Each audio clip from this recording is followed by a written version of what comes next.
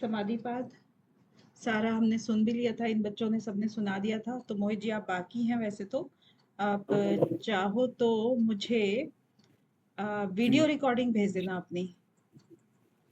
जी ma'am. ठीक है, okay ma'am. Okay. तो अब हम करेंगे समाधि के बाद साधन, यानी समाधि जो पहला था उसको प्राप्त करने के लिए साधन कौन कौन से अपनाए जाने चाहिए, हमें क्या क्या अपने जीवन में परिवर्तन लाना है। ठीक है, तो ये चीज हम करेंगे। अब इसमें मेन जो हम कर रहे थे, एक तो कहा हम कर रहे थे क्रम, क्रम कैसे याद रखें, क्योंकि योग दर्शन में क्रम पूछा जाता है ना। तो हमने एक उपाय वहां कर लिया था, उस उपाय के अंतर्गत बहुत सारे उपाय कर लिए थे वैसे, अभ्यास वैराग्य ध्यान तन निरोधा, यानी कि चित्त की वृत्तियों को दूर करने के लिए हमें अभ्यास और वैराग्य करना है। फिर ईश्वर प्रणिधान की बात आई थी। अब सेकंड चीज ये कह रहे हैं, वहां से आगे चल रहे हैं थोड़ा सा और, कि तप स्वाध्याय ईश्वर प्रणिधानानि क्रिया योग। तो यानी कि तप स्वाध्याय और ईश्वर प्रणिधान, ये तीन कंपोनेंट्स बताए हैं। इन तीनों को मिला करके जो बोला जाता है वो क्रिया योग है। ठीक है, तो क्रिया योग में क्या क्या शामिल है, ये तप स्वाध्याय और ईश्वर प्रणिधान। अब फिर जो आता है कि क्रिया योग से होगा क्या, क्या कर लोगे आप क्रिया योग से, समाधि की भावना और कलेशों का तनुकरण हो जाता है इस क्रिया योग को करने से।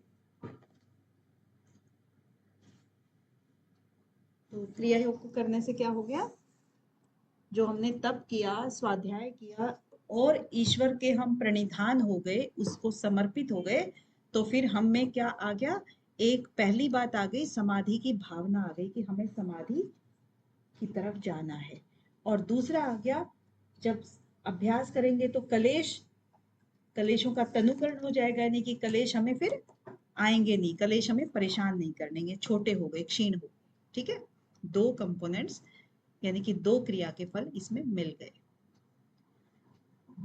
अब यहां पर देखो क्रम कैसे बनता है, हर चीज कोई ना कोई क्लू छोड़ रहा है।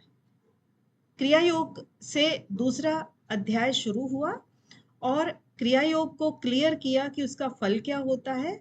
और यहाँ पर फल करते करते ना, फल के अंदर ही इन्होंने कलेश का नाम ले दिया कि कलेश होते हैं ना जिंदगी में, अपने जीवन में बहुत सारे कलेश आते हैं।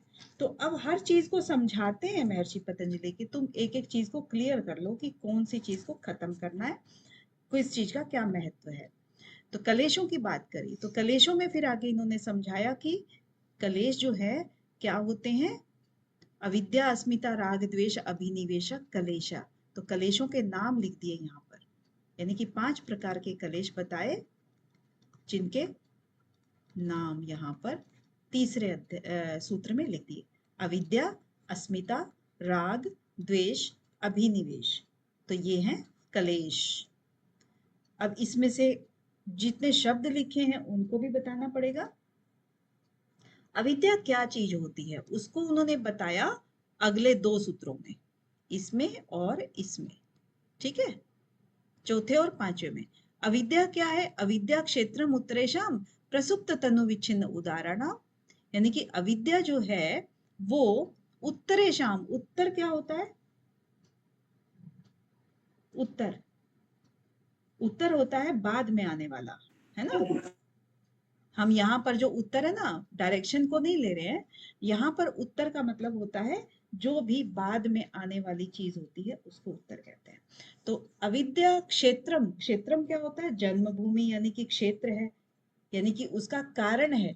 अविद्या उत्तरेशम, उत्तरेशम मतलब बाद में आने वाली जितनी भी चीजें हैं, कलेश हैं, ये बाद में कौन कौन से कलेश आए, अस्मिता राग द्वेष अभिनिवेश, ये जो 4 कलेश हैं, दूसरा तीसरा चौथा और पांचवा, इनकी क्षेत्र है, इनकी जन्म भूमि है। और इसकी अवस्थाएं यहाँ पर ये बता दी, ये अवस्थाएं हैं। ठीक है, अब ये अवस्थाएं कितनी हो गई आपकी, 4 अवस्थाएं हो गई, कलेश और उनकी अवस्थाएं। ठीक है, चौथे सूत्र में सिर्फ अविद्या को पॉइंट आउट किया है कि अविद्या क्या है, वो जन्म भूमि है बाद वाले क्षेत्रों की, बाद वाले कलेशों की क्षेत्र है, और उनकी अवस्थाएं होती हैं। कुछ कभी कभी होती है कि बहुत थोड़ी अवस्था में कलेश है, कोई ज्यादा अवस्था में है, कोई कभी दो चीजें आती हैं, तो एक ही कलेश जो है ना वो प्रधान होता है, दूसरा वो लुप्त हो जाता है। तो इस तरह से उसकी अवस्थाएं बताई गई हैं। फिर आता है 5वें नंबर पे कि अनित्य अशुचि, यानी कि जो अविद्या बताई थी ना इन्होंने एक बार जो पॉइंट आउट किया था, उसी अविद्या को फिर डिटेल से समझा रहे हैं कि अविद्या क्या चीज है।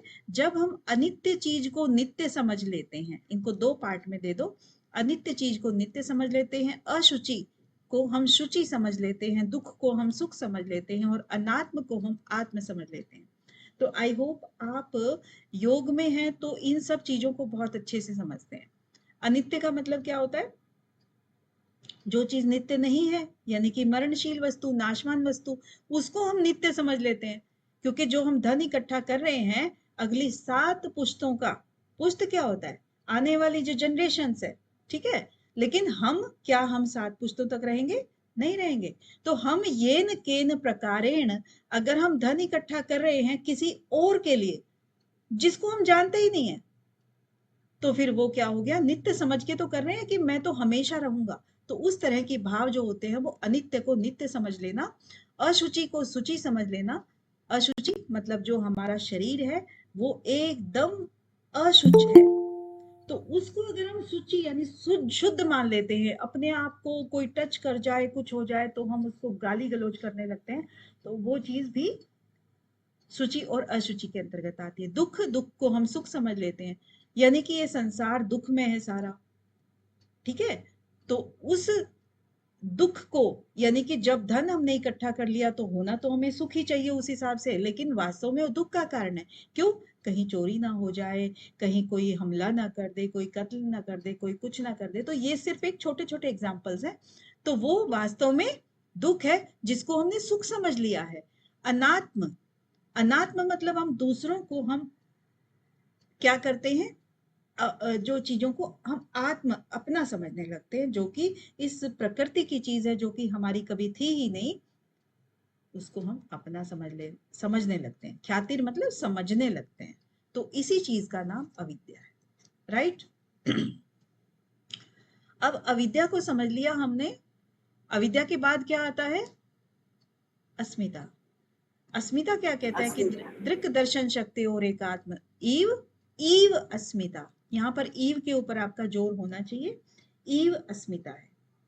तो ईव अस्मिता मतलब दृक और दर्शन शक्ति जो होती है ना, वो जब हमें एकात्म फील होती है, एक जैसी फील होती है, तो उसी को हम अस्मिता कहते हैं। इसी तरह से राग, सुख अनुशयी राग है, सुख के पीछे पीछे भागने से राग पैदा होता है। दुख अनुशयी द्वेष है, दुख के पीछे पीछे भागने से द्वेष पैदा होता है। स्वरसवाही विदुषोपि तथा आरूढ़ो अभिनिवेश। तो स्वरसवाही जो अपने स्वभाव से ही जो चला आ रहा है, जो विदुषों में भी है यानी कि विद्वानों में भी है, तथा आरूढ़ो, और जो आरूढ़ो मतलब जो परंपरागत रूप से जो चला आ रहा है, उस वो कौन सा कलेश है? अभिनिवेश नामक कलेश है। अभिनिवेश नामक कलेश कौन सा होता है? अभिनिवेश कलेश मृत्यु का भय। हाँ, मृत्यु का भय। मृत्यु का भय। लेकिन हमने ये मृत्यु का भय जो है ना निकाला है, अर्थ निकाला है इसका, मृत्यु का भय वास्तव में क्या है कि अभिनिवेश जो है ना, जैसे मान लीजिए रोगी, रोग जो भयानक रोग होते हैं, बुढ़ापा होता है, उसको भी हम कह सकते हैं ऐसे तो। लेकिन वो जरूरी नहीं सभी जीवों के अंतर ये सब चीजें आए। कोई निरोगी भी मर जाता है, बहुत हल्का फुल्का, कभी कुछ हुआ हुआ, नहीं हुआ नहीं हुआ। बुढ़ापा भी नहीं आता है बहुत लोगों में। योगी लोग जो होते हैं ना, वो लंबे समय तक अपने उसको यौवन को बनाए रखते हैं और उसके बाद अपना शरीर छोड़ देते हैं। तो लेकिन मृत्यु से कोई भी बच नहीं पाया, तो मृत्यु जो है ना अटल है। तो इस मृत्यु से विदुषों को भी डर लगता है, ठीक है। तो ये जो कलेश है 5 प्रकार के, ये एक कलेश इन्होंने बताए। आगे आता है, अब इन कलेशों को दूर कैसे किया जाए? ते प्रति प्रसव हेया सूक्ष्म। तो इनको प्रति प्रसव के द्वारा इनको हेय किया जा सकता है। हेय का मतलब होता है नष्ट करना। तो अब उपाय क्या बता दिया इनका? कलेशों को नष्ट करने का उपाय क्या है? जी मोहित जी, फटाफट बताएं। हाँ, मैम ध्यान के द्वारा हो सकता है मैम। प्रतिप्रसव, ते प्रतिप्रसव हेया सूक्ष्मा, प्रतिप्रसव के द्वारा इनको कलेशों को सूक्ष्म किया जा सकता है। हेया सूक्ष्म यानी कि जो सूक्ष्म हो गए कलेश थे, तनुकरण हुआ था ना ऊपर क्रिया योग से। तनुकरण मतलब, तनु का मतलब छोटा, सूक्ष्म। जो सूक्ष्म हो गए कलेश थे उनको हेय किया जा सकता है, उनको नष्ट किया जा सकता है प्रतिप्रसव के द्वारा। प्रसव होता है जन्म लेना, ठीक है। और प्रतिप्रसव मतलब जन्म लेने की प्रक्रिया के विपरीत चलना, प्रतिप्रसव। तो विपरीत हम कैसे चलेंगे? जन्म तो हम ले चुके हैं, मान लीजिए प्रकृति के हम अंदर आ चुके हैं, हम थोड़े से बड़े हो रहे हैं, समझने लगे हैं कि ये प्रकृति जो है ना भोग की वस्तु है, लेकिन ये हमें क्या कराएगी? भोग के साथ साथ अपवर्ग भी कराएगी। तो अपवर्ग करने के लिए हमें क्या करना है? फिर वापस चलना है कहां तक? सूक्ष्म विषयत्वम च अलिंग पर्यवसानम। तो अलिंग तक हम वहां पर हमारा जो अभ्यास है वो चले जाना चाहिए इतनी सूक्ष्मता के साथ। तो ये क्या हो गया? प्रतिप्रसव, यानी कि हम उल्टी दिशा में चल पड़े हैं। तो वो जो प्रतिप्रसव का अभ्यास है ये हमें सूक्ष्म हो गए कलेशों को नष्ट करने में सहायता करेगा। अब ये ज्ञान, अपवर्ग और प्रतिप्रसव एक ही है मैम, अपवर्ग और प्रतिप्रसव। हाँ हाँ हाँ, प्रतिप्रसव अपवर्ग की ही प्रक्रिया है। तो अच्छा, फिर इस, ये तो इन्होंने बता दिया प्रतिप्रसव है, ये उपाय है आपका, ठीक है। अब इस उपाय को हम किस तरह से अभ्यासित करें? एक होता है ना आपको वर्बली बताना, एक आपकी थ्योरी क्लास होती है, एक प्रैक्टिकल क्लास होती है। तो ये तो थ्योरी हो गई। प्रैक्टिकल क्लास में क्या है कि ध्यान हेयास तद्व्रत है। अब ये जो ध्यान करोगे ना, अब ध्यान की जो प्रक्रिया होगी, कलेशों को नष्ट करने का जो उपाय है वो ध्यान, ध्यान करोगे तब जाके वो वृत्तियां हैं, कलेश वृत्ति है, वो आपकी नष्ट होंगी। राइट। अब देखो, कलेश, इन्होंने कलेश का इंट्रोडक्शन दे दिया आपको। कलेश के बाद, इंट्रोडक्शन देने के बाद उसको खत्म करने का उपाय बता दिया कि इसको खत्म ऐसे करना है। अब खत्म करना है, लेकिन अब ये तो बता दो कि रहते कहाँ हैं। क्योंकि आप किसी को सुपारी देते हो, अगर सुपारी देते हो तो आप क्या बताते हो कि फला आदमी की सुपारी है, फला चीज की सुपारी है आपकी। उसके बाद वो दिखता कैसा है, उसको कैसे मारना है, आप उसको वेपन दे दोगे, तो ये वेपन है, ठीक है। अब कहते हैं कि आप पूछोगे वो रहता कहाँ है, वो तो देखोगे ना रहता कहाँ है। तो 12वें सूत्र में कहते हैं कि कलेश मूल कर्माशय और दृष्ट अदृष्ट जन्म वेदनीय। जो ये कलेश है, ये कलेश मूल, कलेशों का जो मूल है, कलेशों की जो जड़ है वो क्या है? कर्माशय है।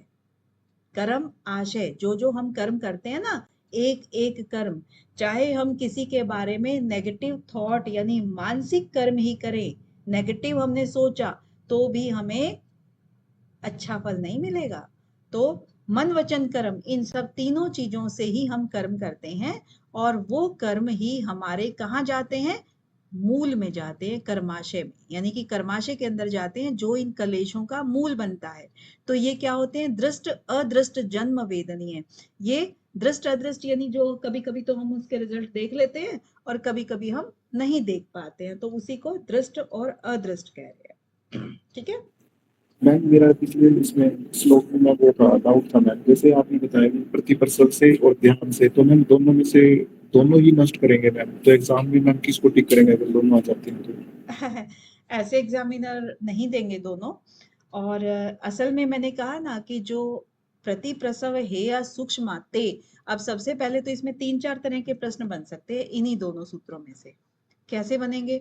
सबसे पहले तो वो ते के बारे में ही पूछ लेंगे आपसे कि ते प्रतिप्रसव है या सूक्ष्म। तो यहाँ पर ते जो है वो किसके लिए प्रयोग किया गया है, किसको नष्ट करने के लिए कह रहा है, ठीक है।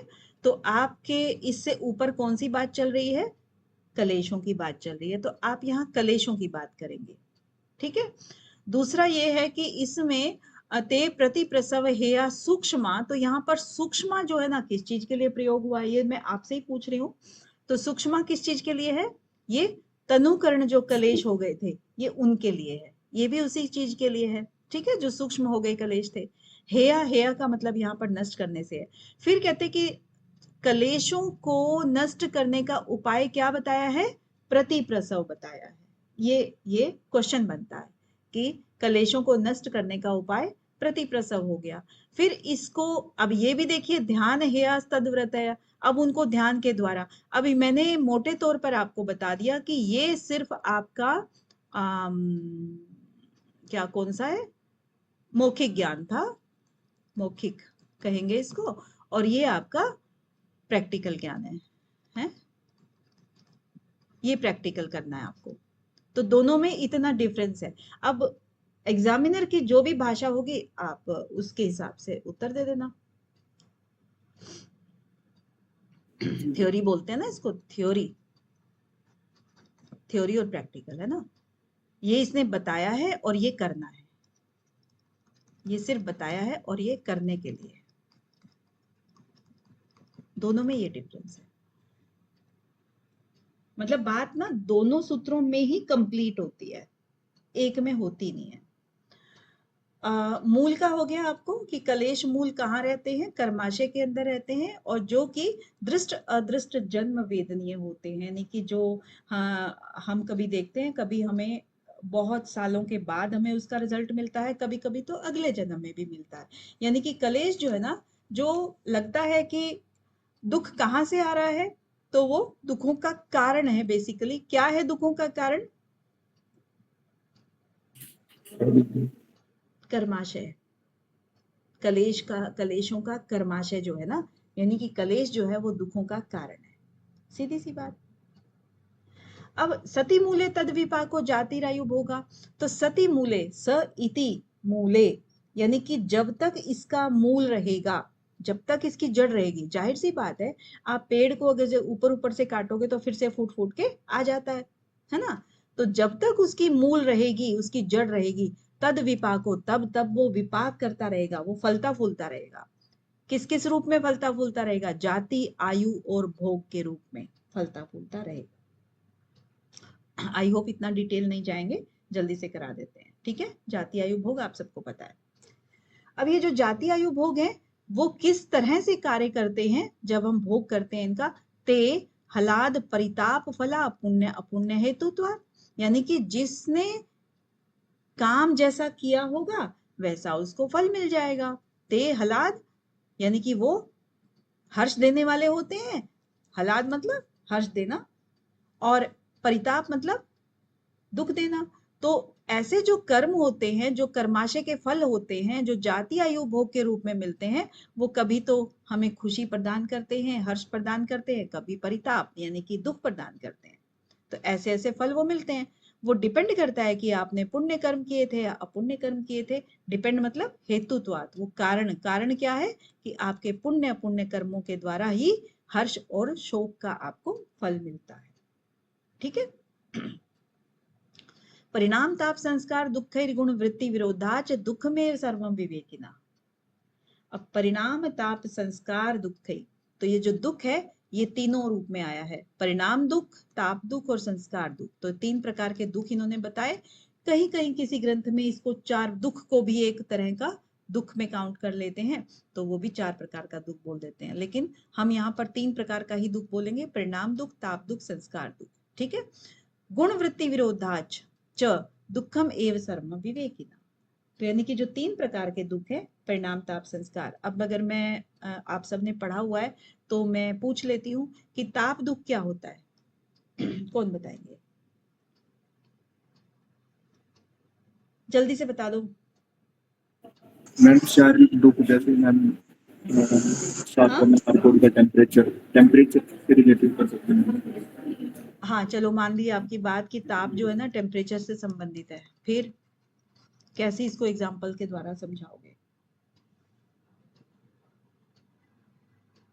मैम जब हमें गुस्सा आता है तो हमारा बीपी हाई हो जाता है, तो हम उस टाइम ऐसे भी बोल सकते हैं राइट, टेम्परेचर। ओके, बढ़िया। तो इसी तरह से संस्कार दुख होते हैं, इसी तरह से परिणाम दुख होते हैं। तो सबका अपना अपना एक दुख है, अपने प्रकार का दुख है। गुण वृत्ति विरोधाच, और सबकी गुण वृत्तियां जो है ना वो एक दूसरे के विरोधी होती हैं। आपको पता है ना कि सत्व रज तम तीनों के तीनों गुण जो है ना एक दूसरे के विरोधी जाते हैं। तो जाहिर सी बात है, तो फिर वो सब जैसे सत्व बढ़ेगा तो फिर हमारे अपने आप दूसरे जो तमोगुण है वो कम हो जाएगा, रजोगुण कम हो जाएगा, शांत हो जाएगा।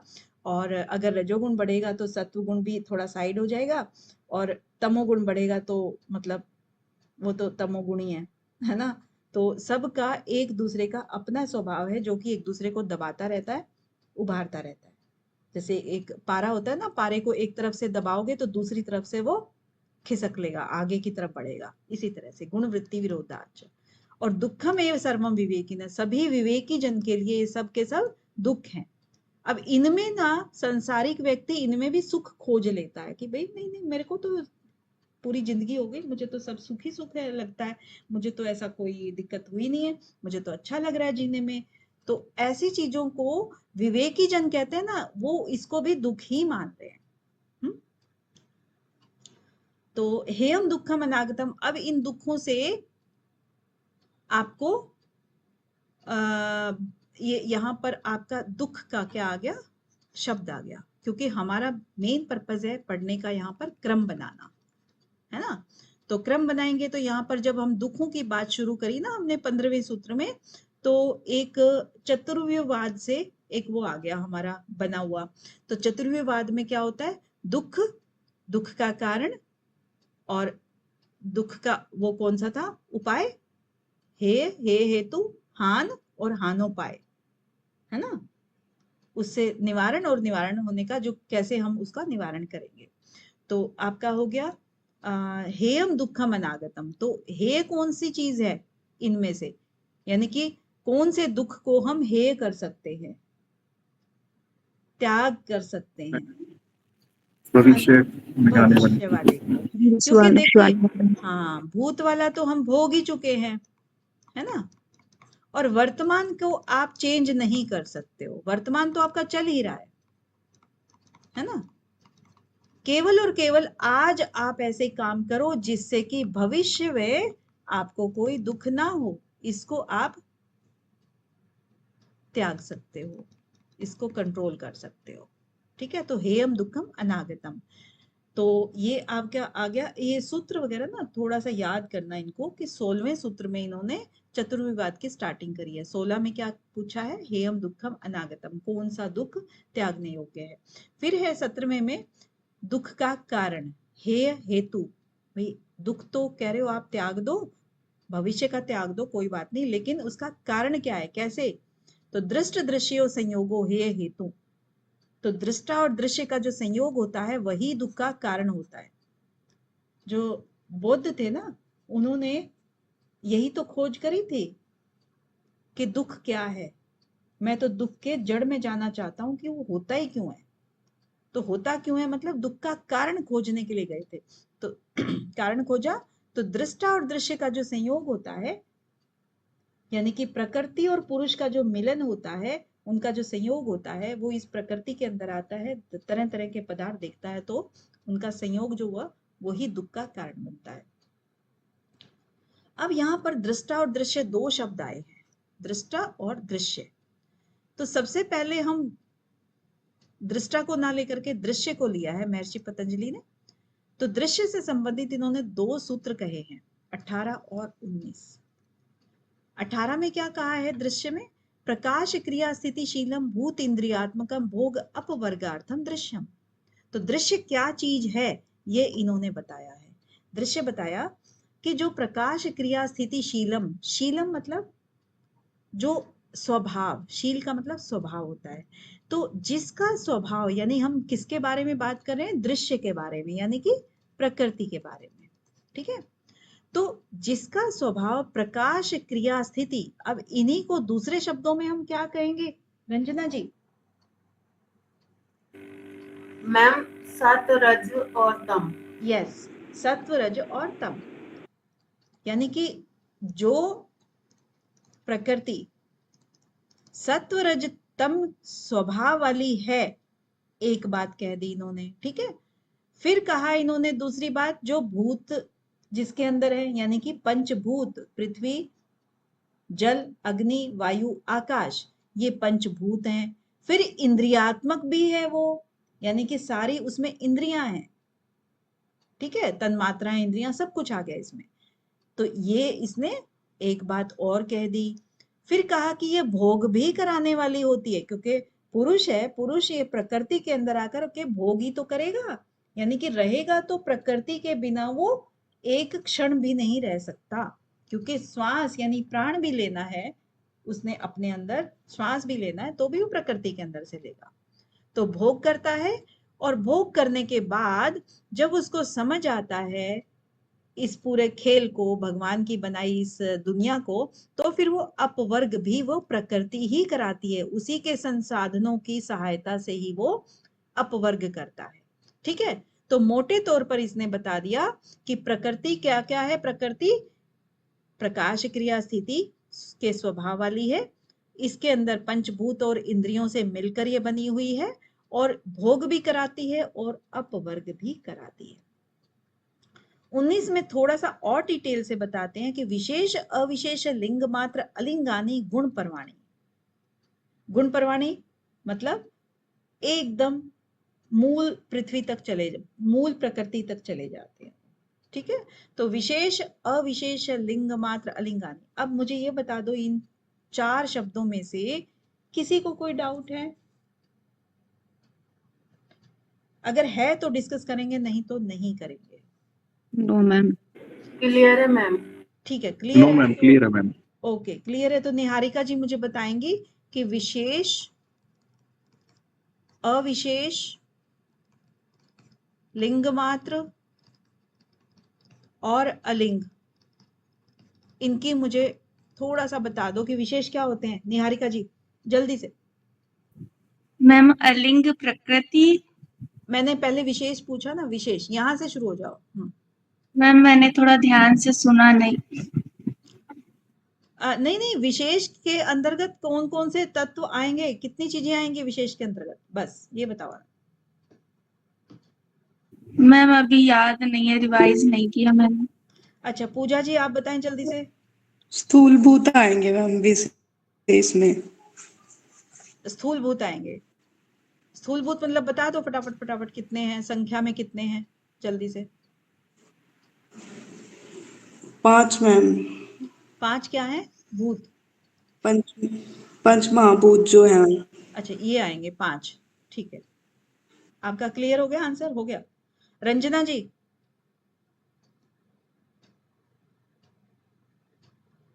मैम 16 आएंगे विशेष। हाँ, 16 विशेष होते हैं। फिर इसके अंदर और क्या क्या है? 16 में 5 भूत हो गए, और मैम 5 ज्ञान इंद्रिया, 5 कर्म इंद्रिया और 1 उभय इंद्रिय मन। ज्ञानेंद्रिय, 5 कर्मेंद्रिय और 1 मन। 5, 10, 15 और 1 16। पूजा जी क्लियर है? निहारिका जी क्लियर है? Yes ma'am. अच्छा, अविशेष में क्या क्या आता है? तन्मात्रा, पंच तन्मात्रा, एक अहंकार, 6। अच्छा, 6 हो गए टोटल। एक तो 5 तन्मात्राएं, और एक अहंकार। एक अहंकार, ठीक है। लिंग मात्र में मोहित जी। मैम महतत्व। महत्व। अलिंग में रंजना जी। मूल प्रकृति मैम। मूल प्रकृति। अब मूल प्रकृति किस किस चीज से मिलके बनी है? सत्व, रज और तम। ये इक्वल मात्रा है इनकी, कहीं हलचल नहीं है, ठीक है। तो अब ये गुण परवाणी, लास्ट में अलिंग के बाद इसने क्या कहा? अलिंग के बाद गुण परवाणी, यानी कि गुणों के साथ में ही गुणों तक चले मतलब गुणों को भी क्रॉस कर जाते हैं। लास्ट में था ना आपके समाधि पाद में, क्या था लास्ट में? लास्ट वाला सूत्र बताओ, तज्ज संस्कारो अन्य संस्कार प्रतिबंधी के बाद तस्यापि निरोध सर्व निरोध तस्यापि निरोधे सर्व निरोध निर्वीज समाधि। हाँ, तस्यापि निरोधे, तो सभी चीजों का निरोध जब हो जाता है, यानी कि उसमें फिर सत्व गुण को उन्होंने कहा है कि जिस गुण के सहारे आप आगे बढ़ रहे थे उसका भी निरोध जब हो जाता है फिर आपकी निर्बीज समाधि हो जाती। तस्यापि निरोधे, आगे क्या था? सर्व निरोधम सर्व निर्वीज निरोधा समाधि। निर्बीज समाधि। ठीक है, ओके। चलिए, अब हमने पढ़ा था दृश्य, अब पढ़ते हैं दृष्टा। दृष्टा को भी इन्होंने अगले 2 सूत्र में कहा है। दृष्टा, तो दृष्टा दृशी मात्र शुद्धोपि प्रत्यय अनुपश्य। दृष्टा क्या होता है? केवल और केवल दृशी मात्र है, वो केवल देखने वाला है, शुद्ध भी है, अपि शुद्धो अपि शुद्ध भी है। क्योंकि जो कोई, जैसे मान लीजिए ये पुरुष है और ये है प्रकृति, ठीक है। अब पुरुष जो है प्रकृति के अंदर एकदम मूल प्रकृति में तो कोई हलचल है नहीं, जो सत्वरज तम के साथ में बनी हुई है। इसका जो पहला विकार आता है वो क्या आता है? महत तत्व, ठीक है। ये पहला विकार आता है। पहला विकार क्यों आएगा? क्योंकि पुरुष इसके साथ में आकर के मिल गया है, इसलिए इसके अंदर विकार आया है, राइट। तो पुरुष जब मिला है तब पहला आया। लेकिन अगर हम सिर्फ पुरुष की बात कर रहे हैं तो पुरुष को कह रहे हैं कि वो केवल और केवल देखने वाला है, यानी कि वो दृशी मात्र है, उसका तो इससे कोई मतलब ही नहीं है। उसकी ना आंख होती है ना कान होता है, मतलब उस तरह से वो नहीं देखता सुनता है, वो केवल इस प्रकृति के अंदर आकर के उसी के उपकरणों का प्रयोग करके ही वो देखता समझता है। तो दृशी मात्र है, शुद्ध भी है क्योंकि उसके अंदर कोई अभी मिलावट नहीं है, प्रत्यय अनुपश्य। लेकिन जब उसको देखना पड़े, यानी कि जब अगर उसके अंदर मिलावट हो भी जाती है तो भी वो अनुपश्य है, यानी कि वो पीछे पीछे देखता है। किसके पीछे से देखता है? यानी कि किसके माध्यम से देखता है? यहां पर जो एक चित्त नाम का एक शब्द यहां पर बैठा हुआ है, जो एक कंपोनेंट है यहां पर एक चित्त नाम का, उसके माध्यम से देखता है वो। यानी कि जिसकी बुद्धि में इस प्रकृति के अंदर जितना जान वो ले सका है, उसी जान को ही वो जान पाएगा। नहीं तो सभी पुरुष शुद्ध होते हैं तो सभी के सभी ज्ञानी भी होते, सभी सर्वज्ञ बीज भी होते, लेकिन सभी नहीं है ना। वो सिर्फ उतने ही सर्वज्ञ हैं जितने वो इस प्रकृति के द्वारा अपने आप को समझ पाए हैं, ठीक है। तो प्रत्यय अनुपश्य, वो केवल और केवल पीछे से देखता है। तदर्थ एव दृश्यस्य आत्मा, फिर भी वो क्या है? दृश्य की आत्मा, यानी कि दृश्य के वो उसमें है कि दृश्य की आत्मा। आत्मा का मतलब यहाँ पर हम क्या लेंगे? यहाँ पर स्वामी। हाँ, यहाँ पर तब भी वो आत्मा का स्वामी है, यानी कि प्रकृति अपने आप में कुछ नहीं है। प्रकृति को भोग करने वाला जो होता है, नहीं कि किसी भी चीज का भोग करने वाला ही तो उसका स्वामी होगा ना। जैसे मेरे घर में अगर कोई टीवी है, फ्रिज है, कुछ भी चीजें हैं, तो मैं उसकी स्वामी कहलाऊंगी। अब वो खुद वस्तु अपनी स्वामी हो नहीं सकती है, इसीलिए वो दृश्य से आत्मा इसमें बोला गया है। फिर है कृतार्थम प्रति नष्टम अपि नष्टम तदन्य साधारणत्वात्।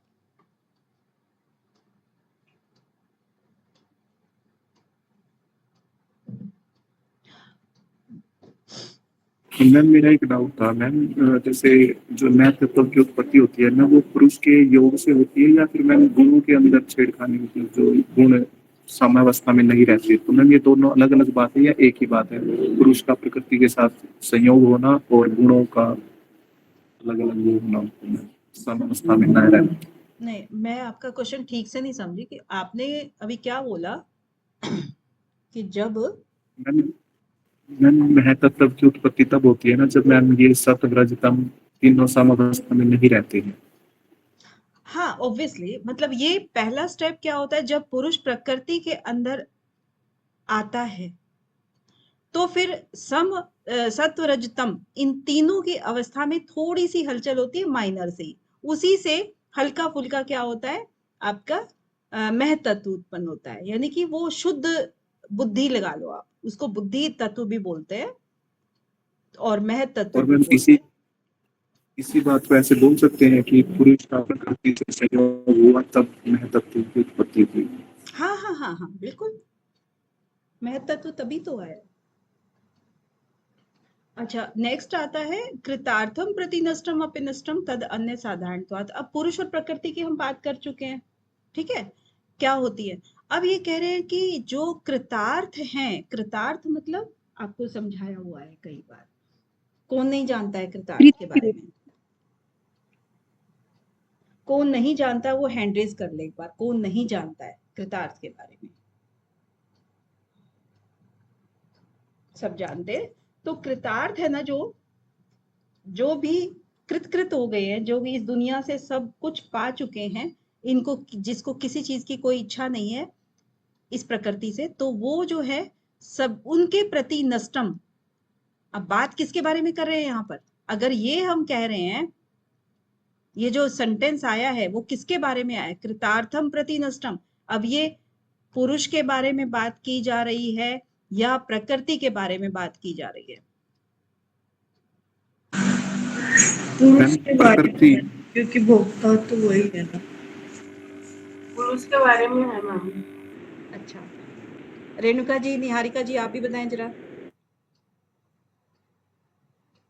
मैम मुझे थोड़ा कंफ्यूजन हो गया। अच्छा, निहारिका जी।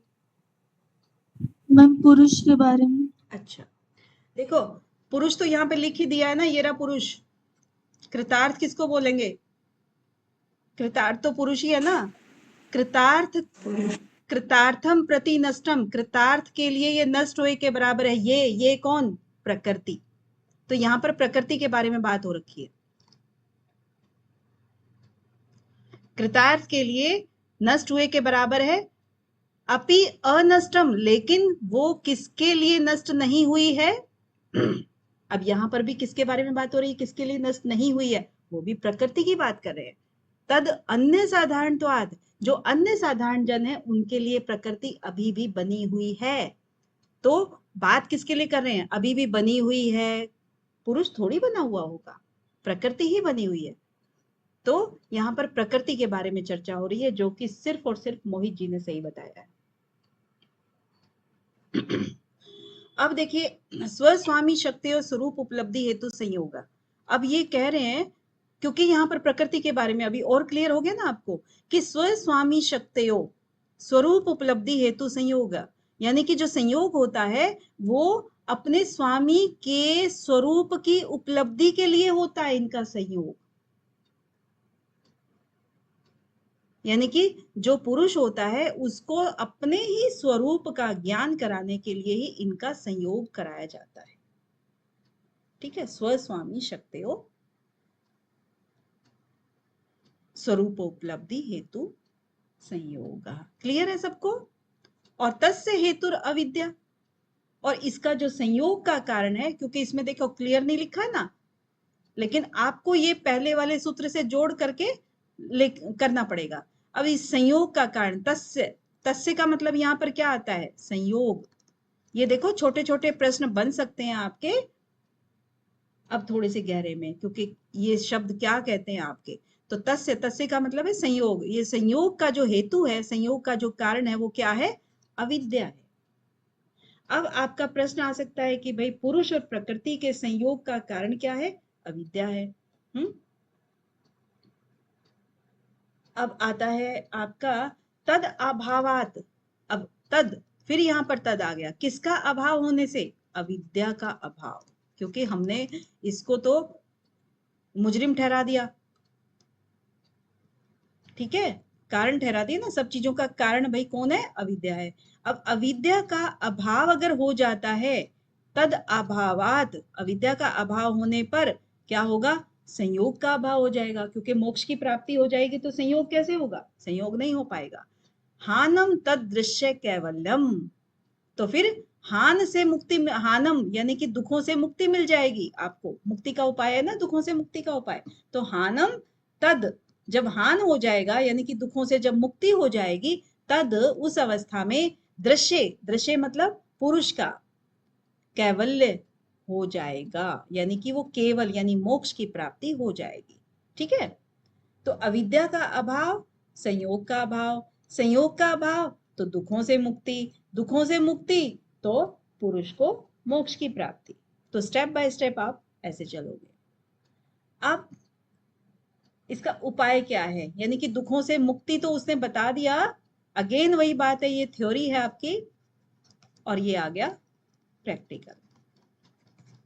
यानी ये प्रैक्टिकल क्या है, विवेक ख्यातिर अविप्लवा हानोपाय, यानी कि उसका दुखों से मुक्ति का जो उपाय होता है वो विवेक ख्याति है, जो कि वो अविप्ल, कौन सी वाली विवेक ख्याति, विवेक ख्याति यानी कि जैसे हम साधना में आगे बढ़ते जाएंगे तो हमें अपने कुछ सिद्धियां, सिद्धि का मतलब ऐसे नहीं कि कोई चमत्कार हो जाते हैं, लेकिन हाँ चमत्कार से कम भी नहीं होती हैं चीजें, जो हम अपने जनसाधारण की बात करें तो वो जो विवेक ख्याति हमारी शुरू होती है उसकी परिपक्व अवस्था यानी मैच्योर्ड अवस्था होती है ना, जो वो आपकी होती है अविप्लव, यानी कि वो विवेक ख्याति जो आपके बुद्धि को हिला ना सके, भ्रमित ना कर सके, ऐसी अविप्लव यानी कि एकदम निश्चल, हिलने डुलने वाली नहीं, वो वाली विवेक ख्याति जो होती है ना, वो हानोपाय है, दुखों से मुक्ति का उपाय है। तो इस विवेक ख्याति को प्राप्त करने के लिए फिर आगे और ज्यादा उपाय बताएंगे अभी। ठीक है, तो क्या क्या हो गया आपका सीक्वेंस, अब मुझे थोड़ा सा बता दो कि आप कैसे कैसे आगे बढ़े। मैं नीचे कर रही हूँ इसको स्क्रॉल को।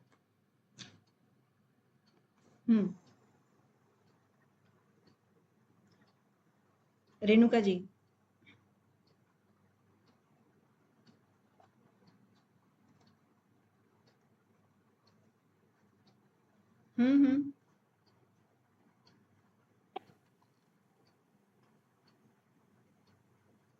जल्दी बताएं, जल्दी बताएं। फर्स्ट से लेके हमने कहाँ से लेसन शुरू किया?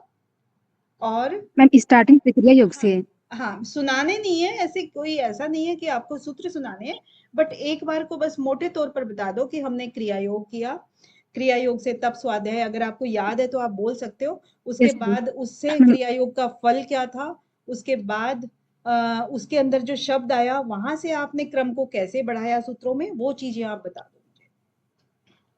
सबसे पहले तो पहला सूत्र में था मैम की क्रिया योग दिया था, 3 थे है ना, तप स्वाध्याय ईश्वर प्राणिधान, फिर उसका फल बताया गया कि उसको हम लोग कैसे दूर कर सकते हैं, तो 2 बताया गया था, एक समाधि की भावना थी और ईश्वर प्रणिधान था, और फिर उसके बाद बताया था अविद्या के बारे में बताया गया था, फिर बताया गया कि अविद्या क्या है, वो नहीं कलेश, आप कलेश का नाम भूल रहे हो, क्योंकि कलेश जो है ना योग सूत्र में बहुत बड़ी टर्म है।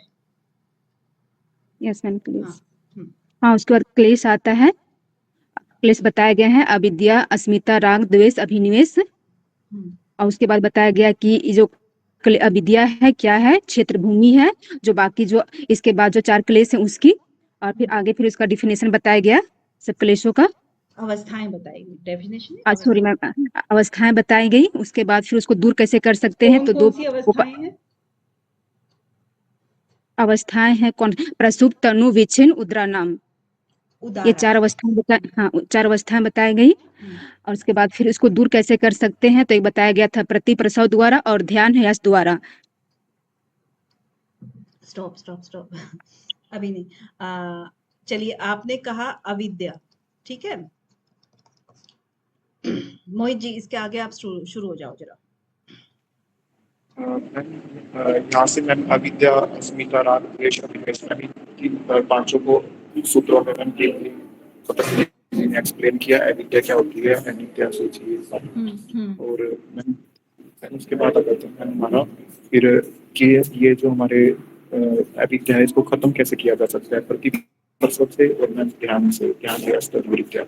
देन उसके बाद आ जाते हैं जो हमारे कर्म है वो कहाँ रहते हैं, देश मूल कर्माशु दृष्टा दृष्ट कर्म होते हैं, और फिर मैंने उसके बाद आ जाता है दुखों के बारे में बताया, ये हमारे 3 नहीं, अभी कलेश जो है ना वो था आपका कि मूल, कलेश मूल कर्माशय में रहते हैं, उसके बाद फिर सती मूले, जब तक ये सती मूले, जब तक ये मूल रहेगा, हाँ सखी मुड़े तक विभाग को जातीय आयुर्भोग में जातीय आयुर्भोग के उसमें हमें मतलब भोगने पड़ेंगे मैम। मैंने उसके बाद मैम हमारा परिणाम ताप संस्कार ये दुख एक्सप्लेन किए हैं। फिर मैम उनको कि हे दुख मनागतम मैम इसमें कि भाई हम कौन से दुख को हम समाप्त कर सकते हैं भविष्य वाले को मैम। ठीक है। मैम फिर इसका कारण बताया रंजना जी, मैम। रंजना जी नेक्स्ट। रंजना जी नेक्स्ट, आगे।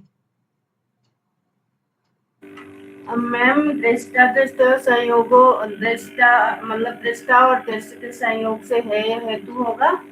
और फिर मैम प्रकाश क्रिया स्थितिशीलम भूतेन्द्र आत्मकम वाला आएगा, जैसे भोगा प्रकाश क्रिया स्थितिशीलम भूतेन्द्र आत्मकम भोगा पवार्गार्थम दृश्यम। फिर इसके बाद मैम विशेष अविशेष लिंग मात्र लिंगानी गुण परवाणी। फिर मैम इसके बाद गुण परवाणी। फिर मैम रंजना जी आप साथ में ये बोलो कि दृष्टा दृश्य संयोगो है हेतु वाले सूत्र के बाद जो दृष्टा और दृश्य थे, तो उसमें से दृश्य को हम अगले 2 सूत्रों में करते हैं क्योंकि उससे आपको क्रम याद रहेगा। फिर मैम दृश्य के बारे में करेंगे। दृष्टा दृष्टि मात्र शुद्ध अपि प्रत्यानुपश्य। फिर मैम तदर्थ दृश्य शात्मा। इसके बाद कृतार्थम प्रतिनष्टम अपनष्टम साधवात। फिर मैम स्वस्वामी सत्यो स्वरूप उपलब्धि हेतु संयोग। फिर तस् हेतुरा विद्या। फिर मैम दृग दर्शन शक्ति तस् हेतु अविद्या। तद अभाव संयोगाभावो हानम तदृश्य केवलम। दृश्य के बारे में बात हो रही है। फिर मैम विवेक ख्यातिर विप्लव हानोपाय। हाँ, तो अभी जैसे प्रश्न बन सकता है आपका कि दुखों से मुक्ति का उपाय क्या बताया है महर्षि पतंजलि ने। ठीक है, ये एक प्रश्न है मान लीजिए, तो उसमें आपका आ जाएगा कि बहुत सारी चीजें हैं।